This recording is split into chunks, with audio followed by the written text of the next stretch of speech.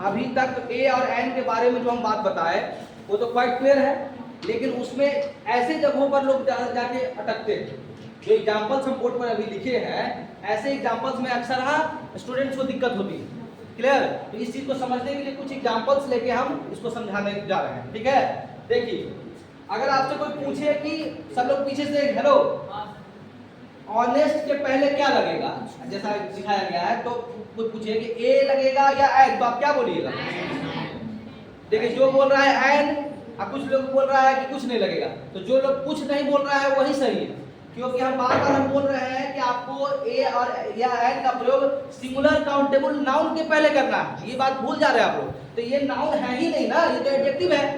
अरे ऑनेस्ट आप बोलिए रवि इज ऑनेस्ट, तो रवि का विशेषता ना बता रहा है, तो आप एडजेक्टिव पढ़े हैं ना? नहीं पढ़े हैं, तो ये नाउन तो है ही नहीं। तो आपको यहाँ पर क्या कर देना है? क्रॉस कर देना है। यहाँ पर क्रॉस करने का मतलब यहाँ पर कुछ नहीं लगेगा, मतलब आर्टिकल ए ना ए लगेगा ना एन लगेगा। लेकिन जस्ट उसी के नीचे देखिए कि एक एग्जांपल और दिया गया, ऑनेस्ट मैन। अब इस एडजेक्टिव के तुरंत बाद एक सिंगुलर काउंटेबल नाउन हम लिए हैं। कैसा नाउन? तो अब आपका अब इसका वो वाला कॉन्सेप्ट लगाइए, उच्चारण करने वाला। तो ऑनेस्ट का उच्चारण आप कुछ ऐसे करिएगा, तो आपको जैसे ही ऑनेस्ट बोलिएगा तो अ में स्वर आ रहा है अ, तो यही स्वर आपको इंडिकेट कर दिया कि आपको क्या लगेगा? एन लगेगा। लेकिन एन कब लगा? जब उस एडजेक्टिव के बाद ठीक बाद कोई सिंगुलर काउंटेबल नाउन आना चाहिए। समझ में आ गया? मतलब हो गया कि एडजेक्टिव रहेगा और उसके बाद कोई सिंगुलर काउंटेबल नाउन, तब आप यहाँ पर ए या एन लगा सकते हैं। ये लिख लीजिए, ये चीज ये लिख लीजिए, क्या ए या एन लग सकता है, और उसके बाद एडजेक्टिव कोई आएगा और उस एडजेक्टिव के ठीक बाद कोई सिंगुलर काउंटेबल नाउन आना चाहिए। आप आइडिया क्लियर हुआ? उसी प्रकार देखिए, सिर्फ इंपॉर्टेंट लिखिए, इंपॉर्टेंट तो एडजेक्टिव है, महत्वपूर्ण। तो इंपॉर्टेंट के पहले ए या एन लगेगा, क्या बोलिएगा? कुछ भी नहीं लगेगा, ऐसे कर दीजिए। लेकिन इंपॉर्टेंट क्वेश्चन, मैं एक महत्वपूर्ण प्रश्न का क्वेश्चन है ना सिंगुलर काउंटेबल। हाँ एक चीज और बता दें, क्वेश्चन में अगर एस लग जाएगा तो फिर कुछ नहीं लगेगा, क्योंकि यहाँ पर हमें रेस्ट्रिक्शन क्या लगाए हुए हैं कि सिंगुलर काउंटेबल नाउन आना चाहिए, एक चीज का बोध होना चाहिए। एक से अधिक होगा तो फिर कुछ नहीं लगेगा, क्योंकि ए और एन हम वहीं पर लगाते हैं जहां पर सिंगुलर काउंटेबल नाउन का इंडिकेशन होता है। क्लियर? तो यहाँ इंपॉर्टेंट क्वेश्चन में क्या के पहले क्या लगेगा? एन लगेगा, क्योंकि इंपॉर्टेंट लिखिएगा, उच्चारण करके देखिए आप, स्वर से चालू हो रहा है। अ ई से आ ई जो है ये सब स्वर है हिंदी का, इसलिए यहाँ पर एन इंपॉर्टेंट क्वेश्चन किसी को बोलते सुने होंगे। This is an important question. An लगा ना? क्यों लगा, कहाँ से आया, सब समझ में आ गया? अब एक हाँ बोलिए, हेलो, कोई दिक्कत है क्या? उसी प्रकार यंग, आप बताइए पीछे से, हेलो, यंग में के पहले कोई पूछ दे कि क्या लगेगा, तो क्या बोलिएगा? क्यों नहीं लगेगा? क्योंकि ये नाउन है ही नहीं, ये तो एडजेक्टिव है, ये तो विशेषणात्मक शब्द है, विशेषण है, इसलिए आप यहाँ पर क्रॉस कर दीजिए। लेकिन उसी के नीचे हम ये समझा रहे हैं फिर कि यंग मैन, तो क्यों ये लगा? एन क्यों नहीं लगा? क्योंकि इसका उच्चारण आप करके यही देख लीजिएगा, यंग में य आया, य क्या है? व्यंजन है, इसलिए व्यंजन यानी व्यंजन को ही कॉन्सोनेंट कहते हैं। हाँ, तो यानी कि यहाँ पर ए यंग मैन हो जाएगा, एन नहीं लगने का कारण। यही इसका उच्चारण आ से चालू होता, कैसे लग जाता। यानी एडजेक्टिव के बाद क्या आना जरूरी है?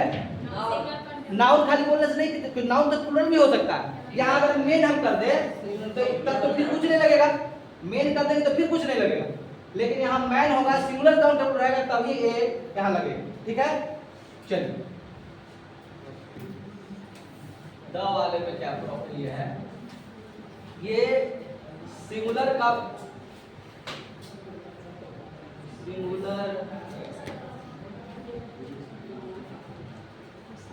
काउंटेबल नाउन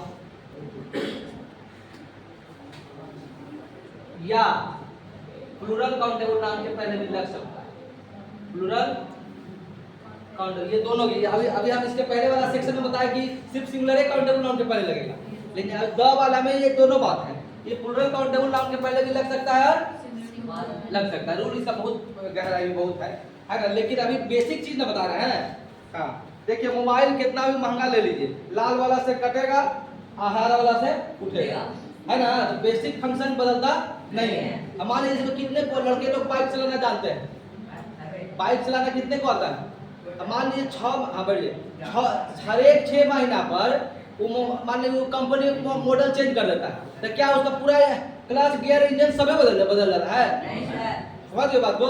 इसलिए बेसिक चीज कोई भी चीज का बदलता नहीं है, बस थोड़ा मोड़ा ऊपर ढापर ये चीज होता है, ये कारण है। इसलिए नॉलेज में भी कोई भी चीज बता रहे हैं तो जो बेसिक चीज है वो तो ठोस आपको करना है, और उसी के आधार पर और ऊपर तक नॉलेज लेना है ना। तो देखिए, हाँ इसका एग्जांपल देने में एक स्टोरी टाइप लेना पड़ेगा, जैसे स्टोरी वगैरह में आपको देखिए स्टार्ट कीजिए। देखिए इंडेफिनिट आर्टिकल का चर्चा हो चुका। अब हम now we are going to focus on definite article, जो जिसके अंतर्गत हम लोग द को पढ़ते हैं।